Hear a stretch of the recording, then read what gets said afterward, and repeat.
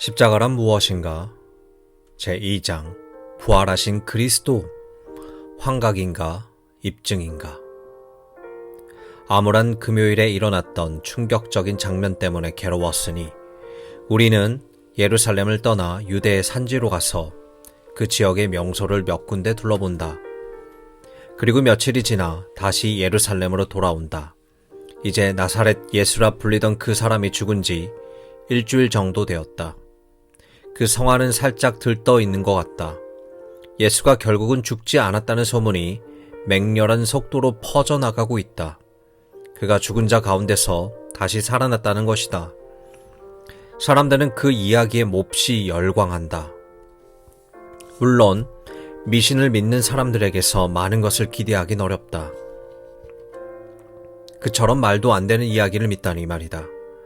여하튼 여기서는 모두가 부활이 있으리라고 기대하니 이 사람이 다시 살아났다고 믿는 건 이들에게 어렵지도 않을 것이다.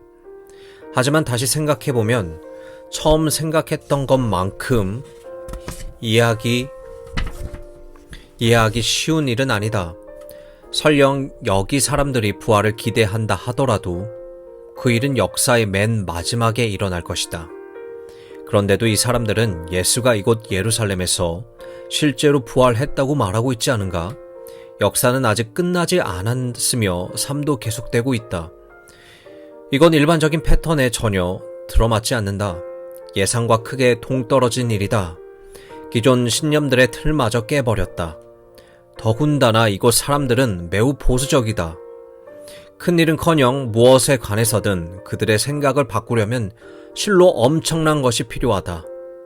어쩌면 이 소문에 우리가 귀 기울일 만한 무엇인가가 있는 것은 아닐까? 그러나 이 소문이 사실이라면 정치적인 폭탄 발언이나 다름없다. 사람들이 유대인의 왕이라 부른 그 사람이 정말로 죽은 자들 가운데서 살아 돌아왔다면 로마인들은 매우 골치가 아플 것이다. 그 때문에 반란이 일어날지도 모른다. 사람들은 하나님이 자기들 편에 서 계신다고, 누구도 자기들을 꺾지 못한다고 주장할 것이다. 그렇다면 로마 당국은 왜 이 소문들을 끝장내 버리지 않았을까? 왜 그냥 이 사람 예수의 시신을 보여주지 않을까? 그러면 이 이야기들의 신빙성이 근본적으로 사라질 뿐 아니라 부활이라는 것에 대한 억측도 멈출 텐데 말이다. 어쨌든 이치에 맞지 않는 일이다. 죽은 사람은 다시 살아나지 않는다. 그런 일은 일어난 적이 없다. 이곳에 어떤 이들은 죽은 자들이 스올로 내려간다고 한다. 산 자들의 세상과는 전혀 다른 음침한 구덩이 같은 그곳에서는 하나님과의 접촉을 완전히 잃어버린다고 한다. 또 어떤 이들은 역사의 마지막에 이르면 부활이 있을 것이고 그때 죽은 자들은 영광스럽게 다시 살아날 것이라고 한다. 하지만 그건 너무 먼 미래의 일이다. 하나님의 어떤 놀라운 방식으로 셋째 날에 자기 백성을 회복하실 것이라는 불가사의한 언급도 있긴 하다. 그렇지만 누구도 그 말이 정확히 무슨 뜻인지 모르는 것 같다. 게다가 사두개인 같은 이들은 부활 따위는 없다고 확신한다. 그러니 예수의 죽음은 그저 나쁜 소식일 뿐이다. 예수가 대신에 죽은 바라바에겐 아니겠지 말이다. 물론 이집트나 그리스 신화 속에서도 신들은 죽었다 살아난 이야기들이 있다. 아도니스는 야생 멧돼지를 사냥하다 잘못되어 죽을 운명에 처했지만 한내 6딸은 지하세계에서 돌아오도록 허락받았다. 하지만 이 이야기는 예수에 대한 소문과 닮은 점이 없다. 이집트 신들에 관한 이야기는 어차피 신화가 아니던가 누구도 그런 일이 실제로 일어났다고는 믿지 않는다. 신화에는 그 사건이 언제 일어났으며 어디에 벌어졌는지 그리고 누가 그걸 목격했는지가 전혀 나타나지 않는다. 그렇지만 저 사람들 가운데 몇몇은 예수가 바로 이곳 예루살렘에서 부활했다고 주장하고 있다. 게다가 자기들이 그 사실의 증인이라고 우기기까지 한다. 이 근방에서는 어떤 사건에 대해 증인이 2명만 있어도 충분히 결론을 내릴 수 있다고 한다. 그런데 이른바 이 부활 사건을 목격했다고 제각기 주장하는 사람이 연암은명은 되어 보인다. 그렇지만 그들은 홍보에는 서툴렀던 것 같다. 듣자 하니 이 부활을 최초로 목격한 증인이 여자들이었다는데 누가 여자의 증언을 가치 있다고 여기겠는가? 그들도 이 터무니없는 이야기를 지어내면서 그 점을 당연히 생각해 보았을 것이다. 이야기를 조금 고쳐 썼더라면 약간은 더 믿을만 했을 텐데 지금 이대로라면 상당히 믿기 어렵다. 왜 하필이면 여자들의 핵심 증인이란 말인가? 어쨌거나 부활은 도저히 일어날 수 없음을 모두가 안다. 죽은 자가 다시 살아나는 것을 본 사람은 없지 않은가? 우리가 부활한 또 다른 이들을 알고 있다면 사정이 달랐을 것이다. 이 남자들과 여자들이 전해주는 이야기를 훨씬 더 쉽게 믿을 수 있었을 것이다. 무엇인가를 더 쉽게 받아들이도록 하는 데에는 설레만한 것이 없으니 말이다. 죽은 자들이 사방에서 다시 살아난 것을 보았다면 예수 또한 죽은 자 가운데서 다시 살아났다고 믿는데 아무런 문제도 없을 것이다. 그렇지 않은가? 그러니까 부활이라는 사건이 정기적으로 일어났다면 예수의 부활도 색다르지 않았을 것이다. 그의 부활은 자주 일어나는 일 가운데 하나, 그저 또 하나의 통계 자료일 뿐이다. 이럴 경우 저 바깥의 술렁임을 설명할 수 없을 것이다. 사람들은 이 사건이 유일무이하다고 믿는다. 참으로 유일무이하다는 것은 당연히 유사한 사건들이 존재하지 않는다는 뜻이다. 그렇다면 이 일은 훨씬 더 믿기 어려워지는 동시에 가치 있는 일이 된다. 일이 정말로 일어났다면 상당히 놀랄 일이다.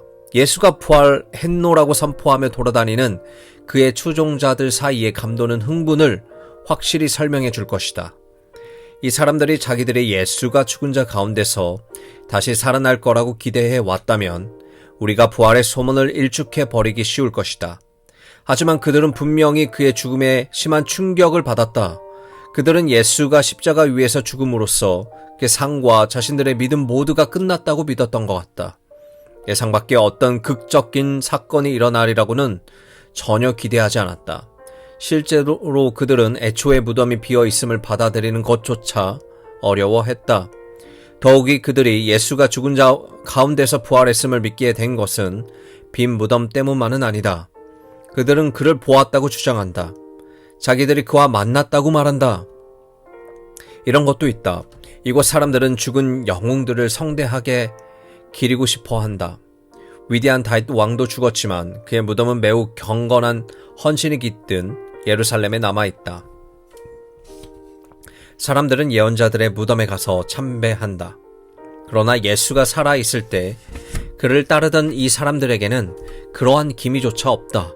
그의 무덤에 일만의 관심조차 없어 보이며 오로지 부활한 예수에만 관심이 있다.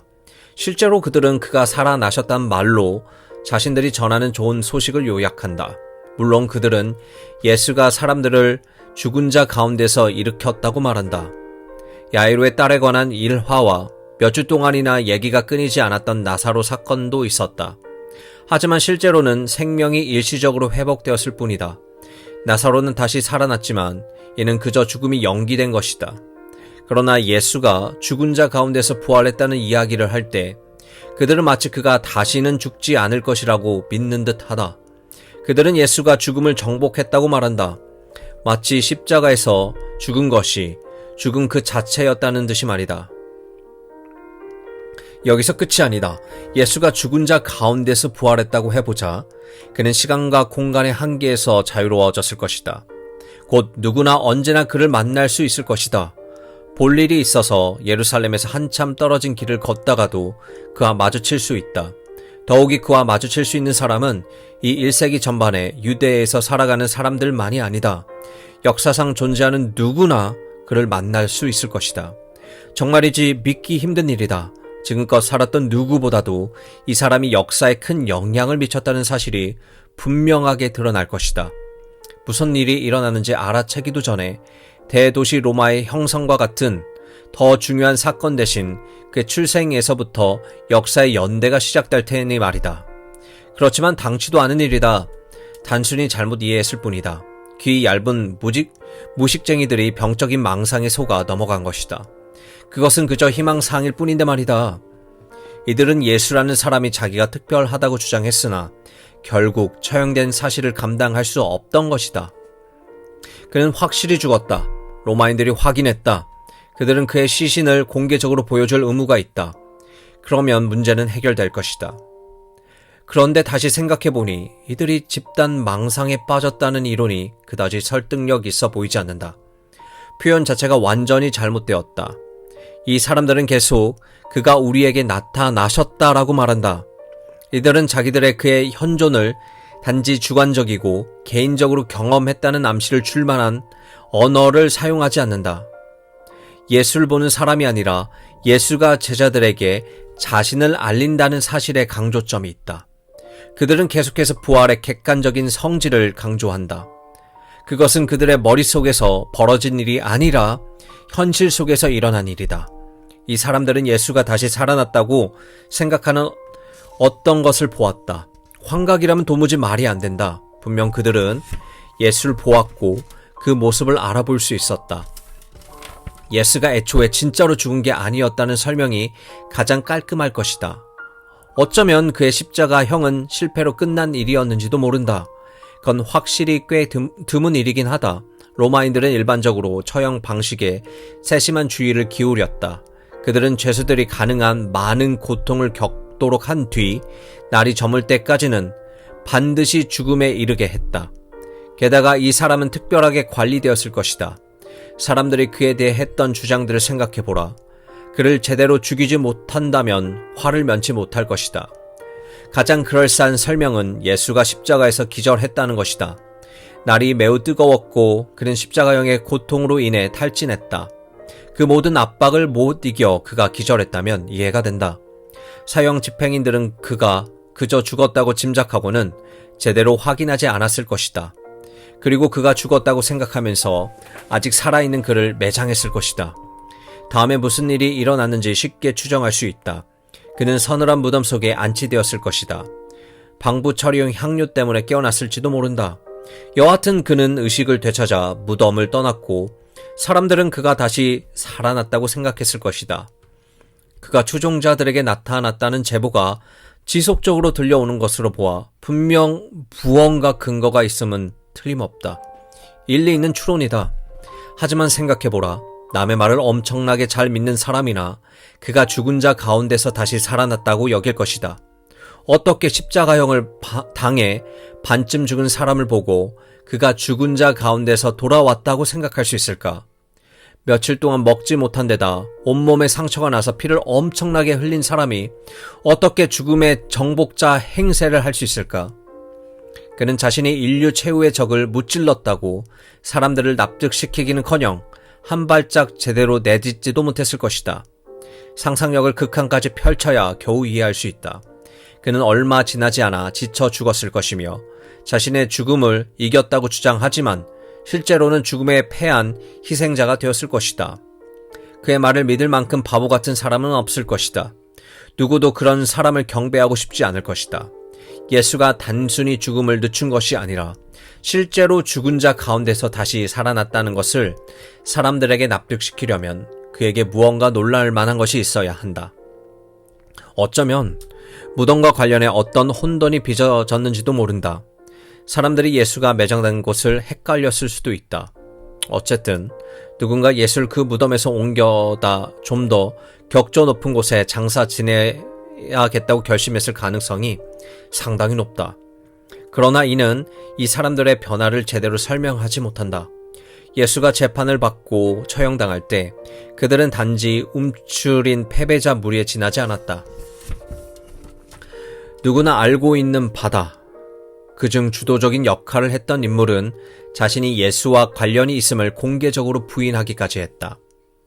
그런데 지금 그들은 자신감이 넘쳐 보인다. 그들은 변했다. 이것을 어떻게 설명할 수 있을까? 하지만 시간이 흐르면 결국 이 이야기는 끝날 것이다. 지어낸 이야기가 오래 지속될 수 없으니 말이다. 몇 달만 지나도 그들은 부활한 예수를 본 척하는 일에 실증이 날 것이다. 그러면 움직임이 잦아들 것이다. 그런데 그것이 사실이라면, 예수가 실제로 부활했다면 그 일은 우리의 세계와 사고방식을 온통 뒤집어 놓지 않을까? 어떤 신화적 인물이 아니라 실제하고 살아있는 누군가 마침내 죽음의 삿을 끊어냈다면, 누군가가 수월에 갔다 되돌아왔다면, 이 모든 일이 사실이라면 과연 무슨 의미를 담고 있을까? 하나님이 셋째 날에 놀라운 방식으로 행동하신다는 말을 살펴보자. 하나님은 아브라함에게 이들을 희생 제물로 바치라고 하셨지만 셋째 날에 그의 아들을 대신할 제물을 마련함으로써 그 아들을 살리지 않으셨던가?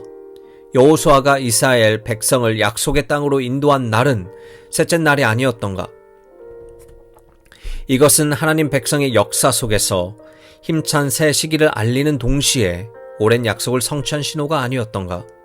그리고 하나님이 셋째 날에 자기 백성을 회복시키고 일으키겠다고 맹세하신 신비로운 예언적 약속 또한 있지 않았던가? 예수의 부활은 하나님의 위대한 구원 행위일 수도 있지 않을까? 예수가 십자가에 달려 죽은 것에 대해 생각해보자.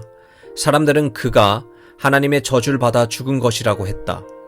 하지만 하나님이 예수를 죽은 자 가운데서 일으키셨다면 그런 판단을 뒤집어 엎으신 게 아닐까? 그분이 예수를 공식적으로 지지하시는 게 아닐까? 어쩌면 하나님은 예수가 말하고 행한 모든 것을 승인하고 계셨던 것일까?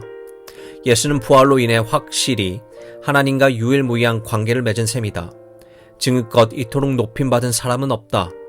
예수는 세상이 볼 때 영광의 자리로 올려진 사람이라는 새로운 지위를 부여받은 셈이다. 그러니 십자가에서 일어난 일의 전체적인 의미가 완전히 제고되어야 한다. 사람들은 십자가형이 예수에 대한 하나님의 정죄를 의미한다고 했지만 부활이라는 사건을 보면 그 견해는 순식간에 퇴색한다. 그렇다면 십자가의 의미는 과연 무엇일까? 우린 앞으로 이 십자가와 지난하게 씨름하면서 아주 흥미진진한 결과를 발견할 것이다.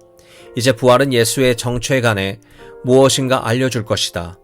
사람들은 부활의 역사의 종말에 일어날 것이라고 기대했다. 그때 죽은 자들이 일으켜져 하나님께 심판을 받고 마침내 하나님의 영광이 드러날 것이다. 하지만 예수의 부활은 마지막 때에 우리의 역사 속으로 옮겨졌다. 그것은 바로 지금 일어난 일이다. 그리고 그 일은 세상의 심판과 하나님의 영광의 계시와 같은 다른 일을 역시 일어나고 있음을 의미하는 게 틀림없다. 부활이 혹은 부활하신 그리스도마저도 우리를 심판하는 것일까? 예수의 부활에서 하나님의 영광이 드러나는 것일까? 그렇다면 이는 예수와 하나님이 말하자면 동일한 수준임을 의미한다. 또한 예수가 우리를 구원하고 심판하며 거룩한 영광을 드러내는 일, 곧 하나님만이 하실 수 있는 일들을 하고 있었다는 뜻이다. 하지만 사람들 말에 의하면 이것들은 정확히 예수가 죽기 전에도 하던 일이었다. 예수는 자신이 사람의 죄를 용서한다고 주장했다는데 그것은 하나님만이 하실 수 있는 일이 아닌가? 어쩌면 부활은 그가 그 일을 하기로 되어 있었음을 우리에게 전하고 있었는지 모른다. 우리는 어쩌면 예수의 이야기를 부활에 비추어 처음부터 다시 읽어야 하는지도 모른다. 게다가 세례 요한이 자기가 주의 길을 예비하러 왔다고 말한 적이 있다. 이 말을 듣고 모두가 몹시 들떴다. 사람들은 예언을 알고 있었고 하나님이 언제쯤 자기 백성을 찾아와 구속하실는지 주시하고 있었다. 그때 예수가 갑자기 무대에 등장한다. 요한은 이를 예상하고 있었던 것 같다. 예수에게 세례를 주기 전에 주저한 것을 보면 그는 예수에 대해 무언가를 알고 있었던 듯하다. 이 점이 아주 중요한 것 같다. 그는 예수가 세례 받을 필요가 없음을 알고 있는 것 같았다. 그에게는 씻어낼 죄가 없어 보였다. 어떤 사람이 다른 누군가에게 세례를 주어야 한다면 요한이야말로 예수에게 세례를 받아야 하는 사람이었다. 예수가 자기에게는 죄를 용서할 권위가 있다고 주장하는 놀라운 장면도 있다. 당시 그 말로 인해 사람들은 격분했다. 하나님만이 죄를 용서하실 수 있음을 예수 자신을 포함해 모두가 알고 있었기 때문이다. 십자가 사건 이후 그 주장은 터무니없이 보였고 심지어 신성모독 같기도 했다. 그러나 이제 부활 이후에 그 모든 일은 새롭게 이해되어야 한다. 착각과 극도의 자기 중심주의에 빠진 인물인 줄 알았던 그 사람이 이제 최고의 권위로 정당성을 입증받은 것이다. 예수가 인간에 불과했다면 어처구니 없어 보였을 일이 그가 정말 하나님이라면 완벽하게 맞아떨어진다. 예수는 자신의 말과 행동으로 하나님이 자신 안에서 일하고 계신다는 믿음을 그리고 그 이상을 표현했던 것 같다. 예수는 자신이 하나님과 같이 행동하고 말할 권한을 갖고 있다는 인상을 주었다. 그는 마치 부활의 판결, 곧 그에게 이런 식으로 말하고 행동할 권한이 있다는 판결을 예견했던 것처럼 보인다. 사람들이 그의 가르침에 권위가 있다고 하지 않았는가? 이것이 사실이라고 해보자.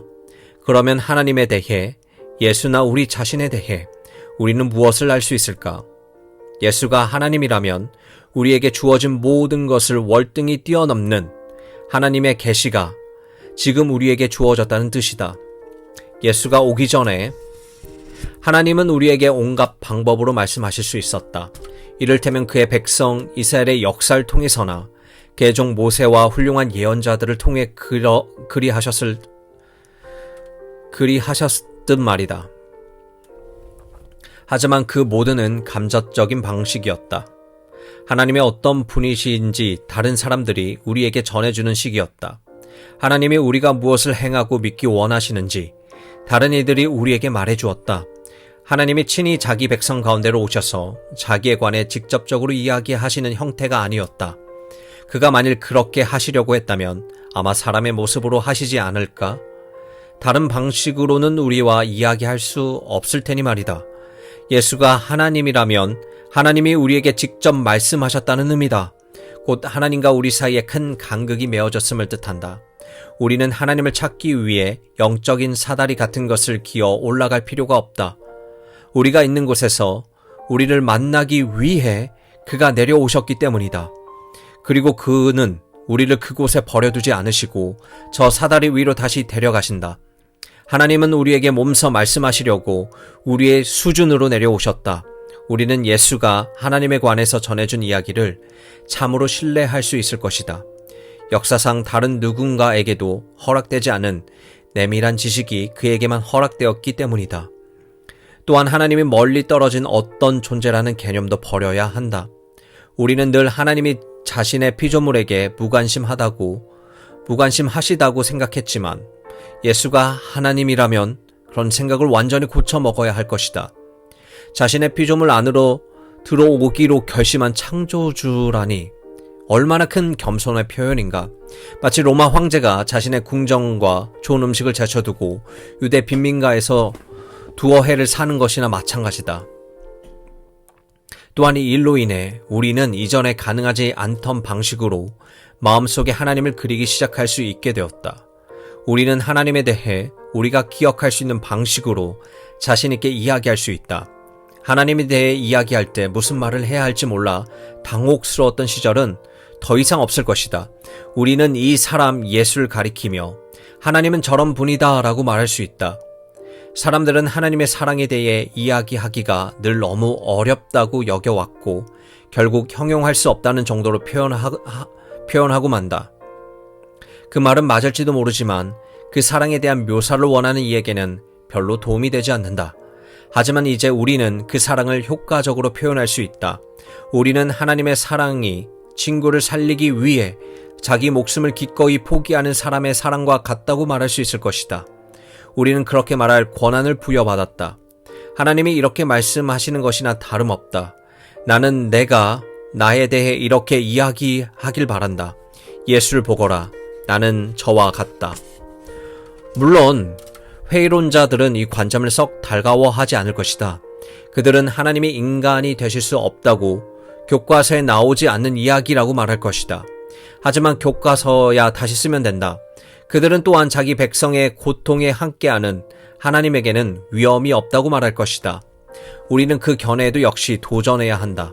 이들은 대체 어디에서 이런 견해들을 끌어오는가? 누가 하나님의 고통을 겪으실 수 없다고 말하는가? 예수가 고통당했다면 하나님도 고통당하셨다. 그리고 그것은 또 다른 이야기다. 고통당하는 게 어떤 것인지 하나님이 직접적으로 하신다면 우리가 고통스러울 때에 그분에게 기도하기가 훨씬 더 쉬워질 것이다. 그렇지 않을까? 우리는 인간의 고통이 어떤 것인지 그에게 설명하지 않아도 될 것이다. 친구들에게 배신당하는 것이나 상황이 힘들 때 버림받는 것이 어떤 느낌인지도 말이다. 하나님은 이미 알고 계신다. 그는 우리가 있기 전에도 늘 이러하셨다. 우리는 하나님이 알고 이해하신다는 것을 확실히 아는 상태에서 그에게 의지할 수 있다. 이로써 기도가 달라진다. 우리는 어떨까? 우리의 처지는 어떨까? 우리 모두는 언젠가 죽는다. 모든 것이 무의미해 보인다. 우리는 삶의 목적으로 삼은 어떤 것도 취할 수 없을 것이다. 전부 시간 낭비처럼 보일 지경이다.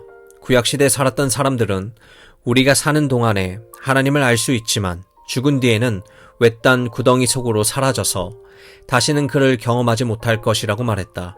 모든 게 너무나 절망적이고 암울해 보인다. 사람들이 죽음이라는 개념을 썩 좋아하지 않는 것도 놀랍지 않다. 사실 예수의 십자가형은 세상의 모든 오류를 압축해 보여주는 듯하다. 정의란 없는 것 같다. 어째서 예수처럼 훌륭한 사람이 처형당해야만 할까? 그런 이들이 죽임을 당한다면 우리 같은 나머지 사람들에게는 어떤 희망이 있을까?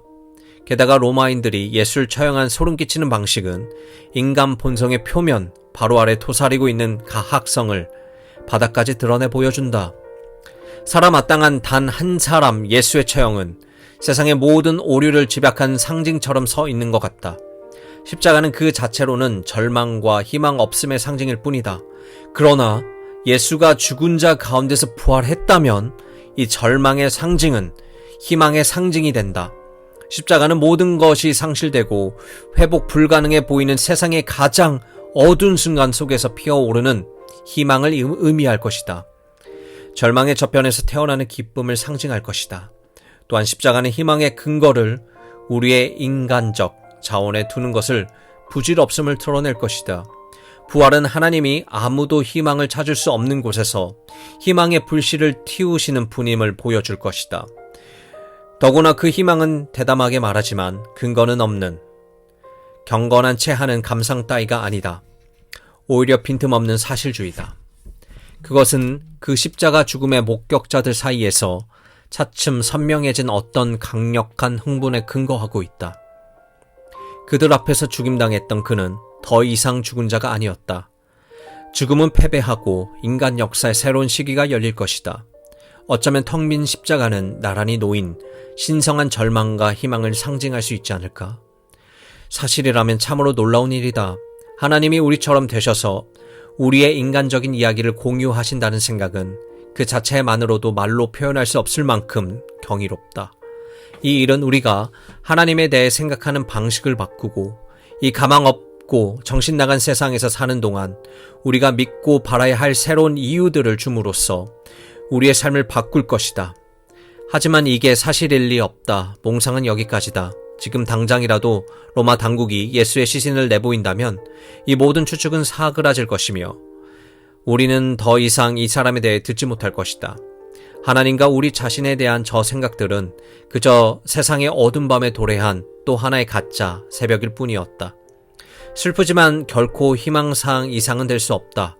애석한 일이다. 적어도 그 생각들이 지속되는 동안만은 정말 흥미진진했다. 이제 우리는 나사렛 예수라는 사람의 시신이 공개되기를 침울한 마음으로 기다리고 또 기다린다. 기다림이 며칠째 이어지고 있다. 흥분이 고조되어 가고 있다. 십자가에 달려 죽은 예수의 시신을 내보이는 단 하나의 행동으로 로마 당국은 부활 소문의 신빙성을 완벽히 제거할 수 있다. 그러나 당혹스럽게도 그런 일이 일어나지 않는다. 사람들은 이제 알아채고 있다. 부활로 인해 모든 것이 변하고 있기 때문이다. 예수가 정말로 죽은 자 가운데서 다시 살아났다면 아마 우리 모두에게 희망이 있을 것이다. 그는 우리가 따라 여행할 수 있도록 작은 길을 터주는 개척자인지도 모른다. 우리가 새롭고 경이로운 곳에 순조롭게 가 닿을 수 있도록 그가 어떤 장벽을 무너뜨린 것 같다. 하지만 어떻게? 그가 이룬 일이 우리가 어떻게 연결될 수 있을까? 죽음에서의 부활이라는 이 희망에 어떻게 참여할 수 있을까? 현재 삶에서 하나님을 알게 된 우리가 이후에도 그 관계를 지속할 수 있을까?